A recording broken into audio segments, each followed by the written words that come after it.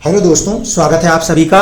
जैसे कि हम लोग चर्चा कर रहे हैं कि राहु और केतुदेव का जो गोचर है उस प्रभाव के हिसाब से चीज़ें क्या बन सकती हैं, तो इसी श्रृंखला में आज हम चर्चा करेंगे यदि आपका जो लगन है वो कैप्रिकॉन है यानी कि मकर लगन है तो क्या स्थितियां यहाँ पे उत्पन्न होती हुई नजर आ रही है। ठीक है, जो फैक्टर्स है पिछले कई सारे वीडियो जिन लोगों ने सुने हैं उनको तो समझ में आ गया होगा, जो एकदम नए हैं उनके लिए बता दूं, राहु के और केतु के साथ आपको ना तो षडबल देखने को मिलेगा ना ही आपको कहीं पर उनका अष्टक वर्ग देखने को मिलेगा, क्योंकि most of the software provide नहीं करते। हाँ, कुछ पर्टिकुलर बुक्स में है, उस हिसाब से अगर आप बना सकते हैं तो एक अलग सिचुएशन है, मोस्टली वो नहीं मिलता। यहाँ पे आपको फोकस यही रखना है कि दो बड़े ग्रह शनि और गुरु कहाँ पर अपना काम करने की कोशिश कर रहे हैं, तो राहु उसी में किसी एक तरीके से अपने सपोर्ट को प्रोवाइड करेंगे।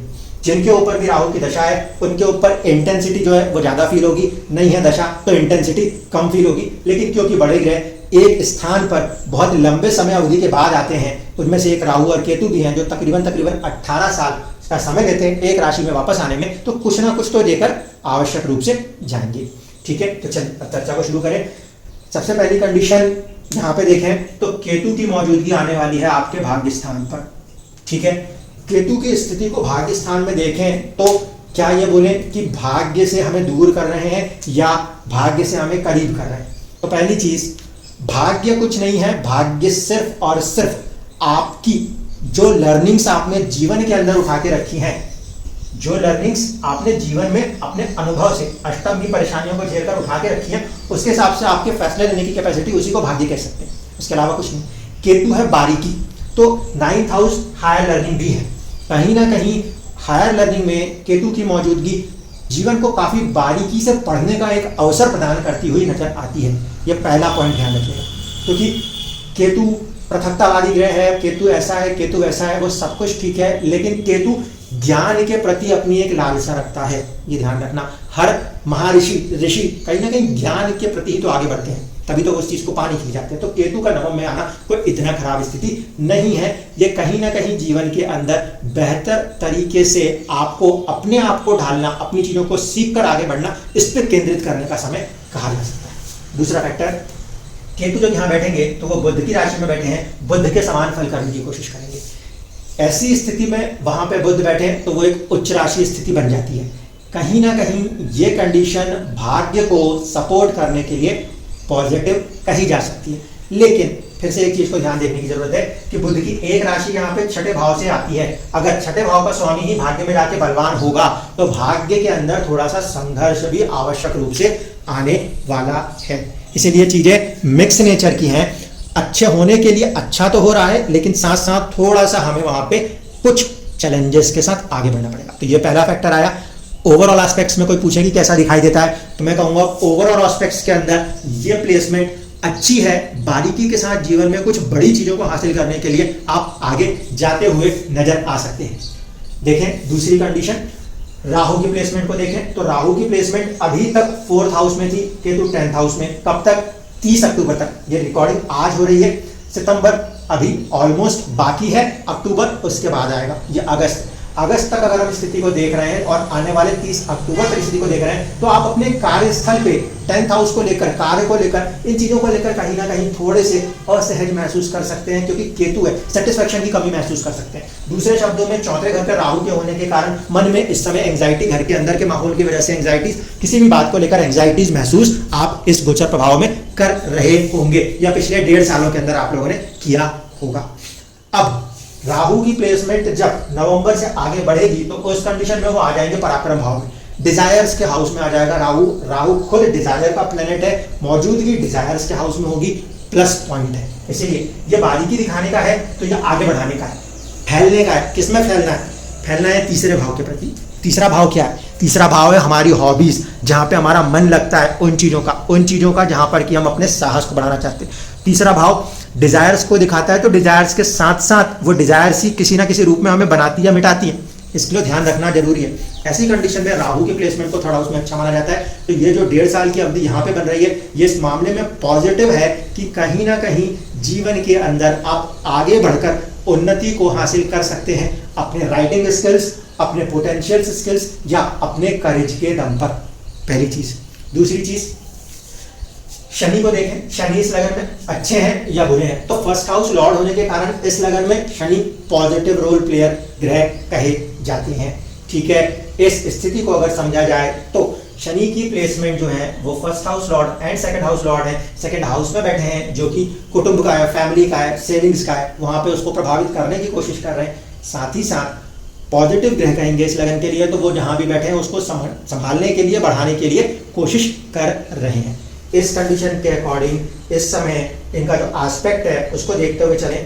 पहला एस्पेक्ट शनि का आ रहा है आपके फोर्थ हाउस के ऊपर, जो कि अभी आपके मन को एक अजीब से भय की स्थिति में भी भर रहा है क्योंकि शनि की दृष्टि है, और साथ ही साथ कुछ करने की स्थिति को भी देने की कोशिश कर रहा है क्योंकि राहु की मौजूदगी। तो अभी आप काफी एक मिक्स फीलिंग्स से गुजर रहे हैं। राहु का यहाँ पे हट जाना जो एक इमेजिनरी डिसीजंस मेकिंग की कंडीशंस होती है, माया जाल जिसे हम कहते हैं, क्लाउडी सिचुएशन जिसे हम कहते हैं, उससे आप थोड़ा सा बाहर निकल के आएंगे। और शनि क्योंकि शुभ ग्रह है, वो कहीं ना कहीं शुभ करने की कोशिश करेंगे रिलेटेड टू आपका फोर्थ हाउस। ठीक है, भले कठिनाई से करें, वो अपना नेचर हो सकता है, लेकिन कार्य आखिरकार तो शुभ स्थिति की तरफ बढ़ना है। शनि की दूसरी जो इंपॉर्टेंट एस्पेक्ट है वो कहां पर है, वो हाउस ऑफ ट्रांसफॉर्मेशन के ऊपर है, परिवर्तन के ऊपर है नेचुरली। तो कहीं ना कहीं उसका वो प्रभाव आपके जीवन में कुछ बड़े बदलाव लाने की कोशिश कर रहा है। लेकिन फिर वही बात है कि जैसा टीचर वैसा उसका रिएक्शन। अगर एक हिटलर प्रवृत्ति का व्यक्ति टीचर होगा तो थोड़ा मार के समझाएगा, एक थोड़ा सॉफ्ट प्रवृत्ति का टीचर होगा तो प्यार से समझाएगा। शनि थोड़ा सा एक प्रैक्टिकल नेचर का प्लैनेट है, तो थोड़ा ज्यादा प्रैक्टिकलिटी से, हार्डशिप से चीजों को, कड़ी मेहनत से चीजों को समझाते हैं। इसीलिए जिंदगी में इस समय जो कोई भी ट्रांसफॉर्मेशंस को दिखाने की कोशिश कर रहे हैं वो अपने उस नेचर के साथ, डिलेज और हार्डशिप्स के साथ दिखा रहे हैं। ठीक है, बट क्या खराब करने के लिए कर रहे हैं? नहीं, क्योंकि फर्स्ट हाउस लॉर्ड किसी भी चीज को करेगा वो उसे खराब करने के लिए नहीं करेगा।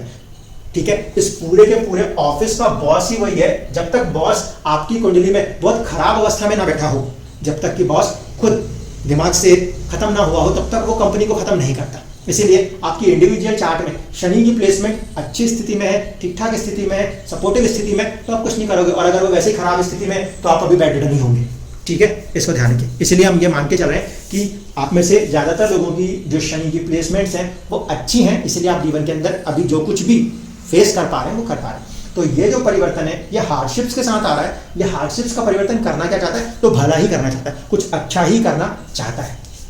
अब दूसरे फैक्टर में देखें, शनि की एक दृष्टि कहां पर है, वो आपके अर्निंग्स के ऊपर भी है। तो वो कोशिश ये भी करेंगे कि कैसे आपकी अर्निंग्स जो है वो बन सके, कैसे वहां पे आप अपने जीवन को और बेहतर कंडीशन में ला सके। क्यों? क्योंकि उनको अपना मोटिव देखना है सेकंड हाउस ऑफ सेविंग्स। मैंने बार बार कहा ये बड़े ग्रह हैं, 2.5 साल चलते हैं धीरे धीरे रफ्तार से, और 30 साल के बाद एक जगह आते हैं। तो यहाँ पे अब अगले 30 साल के बाद आएंगे, तो ये आने वाले 30 सालों के लिए आपकी फाइनेंशियल सिक्योरिटीज को कैसे बनाना है, इस बात को लेकर आप लोगों के जीवन के अंदर एक प्रभाव कर रहे हैं। आपकी प्रॉपर्टीज को ध्यान में रख के, आपके ट्रांसफॉर्मेशन को ध्यान में रख के, और साथ साथ आपके अर्निंग्स को ध्यान में रख के। तो कहीं ना कहीं अभी आप लोग इन्हीं 3 हिस्सों के बारे में कहीं ना कहीं, या तो माता जी, प्रॉपर्टी, अपने जीवन में कैसे बदलाव लाए, क्या चेंजेस हो उसके बारे में, या आप अपनी अर्निंग्स अपने बड़े भाई बहनों के प्रति कैसे चीजों को संभालें, इनके बारे में सोचते हुए नजर आ रहे होंगे। क्यों? क्योंकि वो हार्डशिप देगा, तब हम प्रॉब्लम देखेंगे, फिर प्रॉब्लम से उसके सॉल्यूशन देखेंगे, और वही सॉल्यूशन हमको बनाएंगे।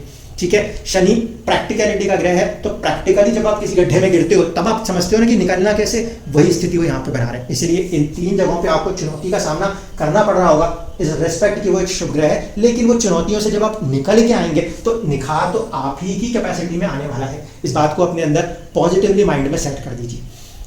जैसे एक सेना की मानसिकता है, इस लगन को सेना की मानसिकता की जरूरत है, क्योंकि सैनिक बनने में डिसिप्लिन चाहिए, शनि चाहिए। अगर आप डिसिप्लिन हैं तो आप हर प्रॉब्लम से प्रैक्टिकली बाहर निकल के आएंगे। आज नहीं आएंगे तो कल आएंगे, बट प्रैक्टिकल इंसान हाथ पैर मार रहा है तो सॉल्यूशन जरूर निकाल के लेकर आएगा। ये इस लगन की पॉजिटिविटी काउंट की जाएगी। तो पहली कंडीशन। दूसरी कंडीशन, यहाँ पे गुरु जो है वो 12th और 3rd हाउस के लॉर्ड होते हैं। 12th हाउस के लॉर्ड होने के कारण भले ही एक सॉफ्ट प्लेनेट, एक सौम्य ग्रह है, लेकिन उसको ऐसा डिपार्टमेंट दे दिया गया है कि वो आपके खर्चे करा दे, वो कहीं ना कहीं आपको थोड़ा सा मानसिक रूप से परेशान रखे, वो उसकी डिपार्टमेंट देने की वजह से एक प्रॉब्लम है। ठीक है, लेकिन ये नहीं भूलना है कि गुरु जो है वो 3रे भाव के भी स्वामी है, साहस और पराक्रम के भी स्वामी है। इसीलिए गुरु फंक्शनल मैलेफिक है, लेकिन दूसरे साइड से वो नेचुरल बेनिफिक प्लैनेट है। इस कंडीशन में अगर हम बात करें तो आपको 4th हाउस के अंदर इसका प्रेजेंट होना इस समय थोड़ा सा विचलित कर रहा है, थोड़ा सा परेशान कर रहा है, थोड़ा सा खर्चों को लेकर, किसी चीज को लेकर स्ट्रेस दे रहा है, लेकिन साहस और पराक्रम को भी बढ़ा रहा है, प्लस पॉइंट है।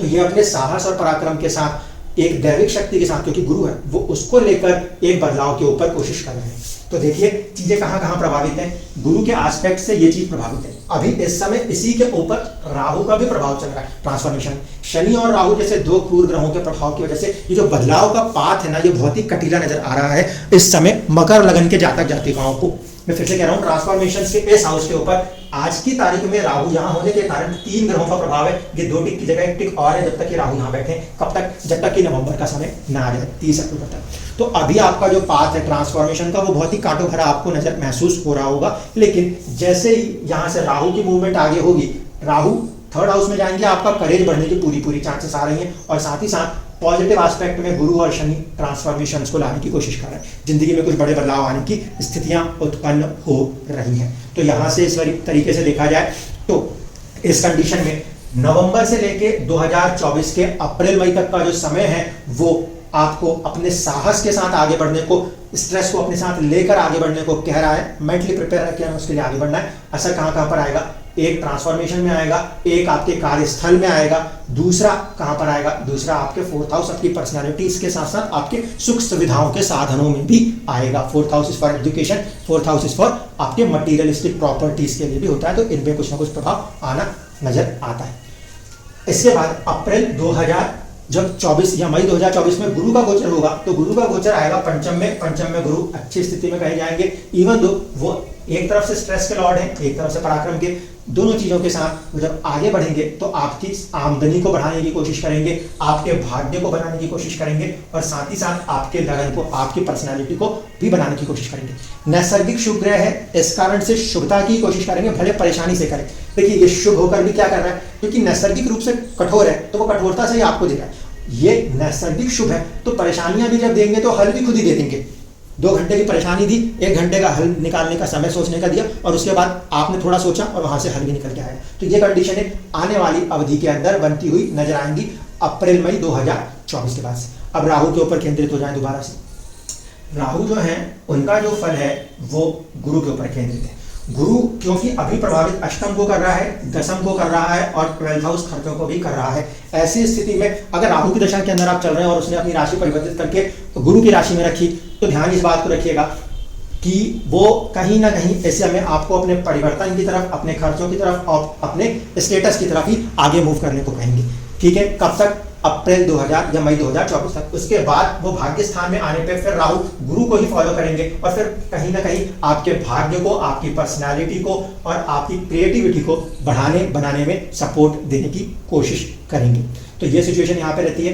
राहु के एस्पेक्ट्स को देखा जाए तो वो आपके अर्निंग सोर्स के ऊपर आ रहा है, साथ ही साथ वो राहु का एस्पेक्ट जो होगा वो आपके 7th हाउस पार्टनरशिप्स के ऊपर भी आएगा, भाग्य भाव के ऊपर तो आएगा ही आएगा, क्योंकि केतु के भी वैसे एस्पेक्ट है। केतु की यहाँ की जो बारीकियां हैं वो आपके पर्सनालिटी को एनहेंस करने की कोशिश करेंगी, वो आपके 5th हाउस को एनहेंस करने की कोशिश करेंगी, क्योंकि जितना आप अपना हायर लर्निंग एक्सपीरियंस डेवलप करेंगे उतनी ही आपकी पर्सनालिटी और उतनी आपकी मंत्रणा शक्ति, आपकी कैपेसिटी सोचने की डेवलप होगी।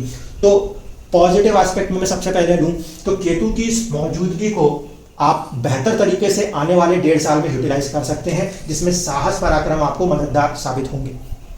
दूसरा फैक्टर कि कहां पे चुनौतियां हैं।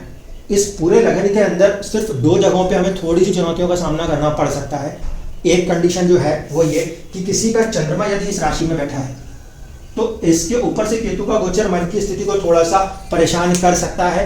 यहाँ पर अगर चंद्रमा इस राशि में बैठा है तो साझेदारी, व्यापार और आपके मैरिज लाइफ के अंदर आपको थोड़ा सा सतर्क, सावधान होकर ही आगे बढ़ना है, क्योंकि चंद्रमा जब भी प्रभावित होता है केतु से तब एक थोड़ी सी माइनर चुनौती आती है।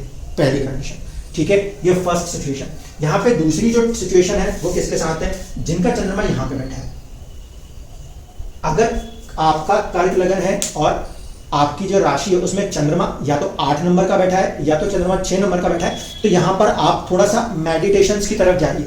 मन में उत्पन्न हो सकने वाले भय से अपने आप को बाहर निकालने का प्रयास कीजिए। ठीक है, चंद्रमा यहाँ पे 7th हाउस का स्वामी है। मैरिज से रिलेटेड चीजें, नेटवर्किंग से रिलेटेड चीजें और कहीं ना कहीं आपका बाहर घूमने फिरने, लंबी यात्राओं से जुड़ी हुई चीजों को बनाने की वो कोशिश करेगा। दशा के ऊपर बहुत कुछ निर्भर करता है। दशा पॉजिटिव है तो ये भी काफी पॉजिटिव उसमें जाएगा। ऐसा नहीं है कि मैं यहाँ पे ये कह रहा हूँ तो ये नेगेटिव है। दशा पॉजिटिव है तो उस पॉजिटिव दशा के अंदर जो भी सिचुएशंस आपकी चल रही होंगी वो आपको सपोर्ट ही करेंगी। लेकिन क्योंकि आप जब ये वीडियोस को देख रहे हैं तो हमारा टारगेट क्या है, हमारा सिर्फ इतना ही टारगेट है कि उस समय अवधि को मेंटली प्रिपेयर्ड होकर हमें निकालना है। अगर हमें पता है कि कोई देश किसी लड़ाई के वक्त में गुजरने जा रहा है तो हम कैसे अपने आप को पहले से प्रिपेयर करते हैं, एस्ट्रोलॉजी बस उतनी हेल्प कर रही है। तो यहाँ पे इतना ध्यान रखिए, अगर आपका चंद्रमा यहाँ पर है तो उस कंडीशन में आपके चंद्रमा के ऊपर राहु और शनि जैसे दो ग्रहों का प्रभाव आ रहा है। शनि अच्छा ही करने की कोशिश कर रहे हैं लेकिन उसके बावजूद भी थोड़ा सा क्या है कि वो दुखी टाइप का नेचर का ग्रह है तो वो अपने दुख की एनर्जी को भी लगा देता है। वो चीज यहाँ पर भी मन के ऊपर हो रही है। राहु जो है वो बेचैनी का ग्रह, वो लगा देगा तो और थोड़ा सा बेचैनी बढ़ी हुई कही जा सकती है। ऐसे स्थिति में मन बेचैन और डर के ज्यादा बेचैन ना हो, इसको ध्यान में रखते हुए कहीं ना कहीं आपको क्या करना है, फोकस करना है। खासकर जिन भी लोगों का किसी भी लगन के अंदर 8 नंबर में चंद्रमा है उनको अपने आप को मेडिटेशंस या लोगों के साथ कनेक्ट होकर किसी तरीके से ऊर्जावान बनाए रखना है, इस बात को ध्यान रखिएगा। और जिन लोगों का चंद्रमा 6 नंबर की राशि में है किसी भी लगन के अंदर, उन सभी लोगों को अपने अंदर एक पॉइंट को मेंटेन ये करना है कि चीजें भले मन से दूर करने की कोशिश, काटने की कोशिश, चंद्रमा को ग्रहण करते हैं केतु, इस तरह से माना जाता है। इस कारण से ऐसी कंडीशनें बन रही होंगी, आपको अपने आप को समझाना है, संभालना है कि कटने नहीं देना है। ठीक है, मन में 1000 ख्याल आए, उससे कैसे उभरना है, तो आपके ऊपर फ्रीडम है। आप शिव जी की पूजा कर सकते हैं। देखिए ये वीडियोस ऐसा नहीं है कि सिर्फ हिंदू ही देखते हैं, मुस्लिम्स भी देखते हैं, क्रिश्चियंस भी देखते हैं, बहुत सारे जगहों के लोग देखते हैं और बहुत सारी जगहों से मेरी बात हो रही है। इस कारण से मैं कह रहा हूँ कि आप अपने अपने तरीके से अपने मन को कैसे कंसंट्रेट कर सकते हैं। मेडिटेशन से कर सकते हैं तो मेडिटेशन से, अपनी हॉबीज के ऊपर काम करके कर सकते हैं तो हॉबीज पे काम करके कीजिए, म्यूजिक्स पे कर सकते हैं तो म्यूजिक्स के साथ कीजिए। चंद्रमा कहीं ना कहीं उच्च होता है जैसा कि खाने पीने में, तो अपने दिमाग को थोड़ा सा परेशानी से हटा के खाने पीने में लगा के कर सकते हैं। आप जिस भी चीज से कर सकते हैं, आप उस तरीके से उस प्रॉब्लम से बाहर निकलने के लिए अपने आप को मेंटली प्रिपेयर रखते हुए चलिए।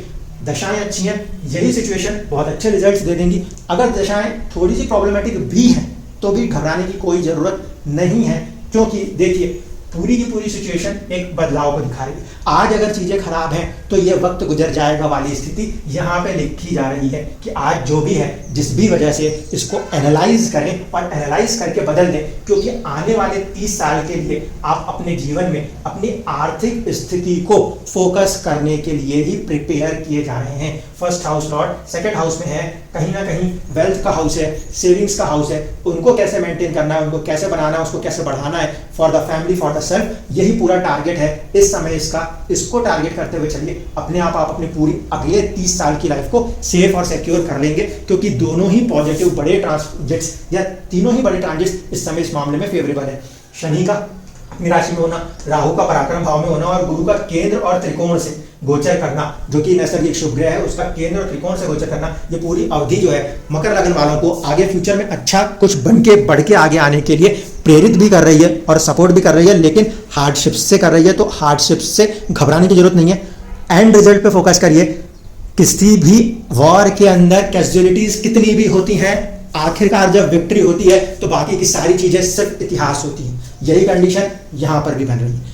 कितनी भी टफ सिचुएशंस बन रही हैं, लास्ट में क्योंकि दिस इज अ सैटर्न, तो लास्ट में आपको एंड ऑफ द डे ऐसी विक्ट्री हासिल करनी है जो पूरे के पूरे समय तक के लिए लिख दी जाए, क्योंकि शनि जिस काम को करते हैं वो एक बार होता है, लेकिन पत्थर पर लिखी हुई चीज के बराबर होता है, जो बहुत ही ज्यादा लंबे समय तक कम से कम मिटाया नहीं जा सकता। तो इस मामले में इस लगन के अंदर even though things are challenging but still they are very much towards your growth and your developments. तो ऑल द बेस्ट रहिए, अपने आप को पॉजिटिव मेंटेन रखिए, बिल्कुल सक्सेस आप लोग हासिल कर पाएंगे। धन्यवाद।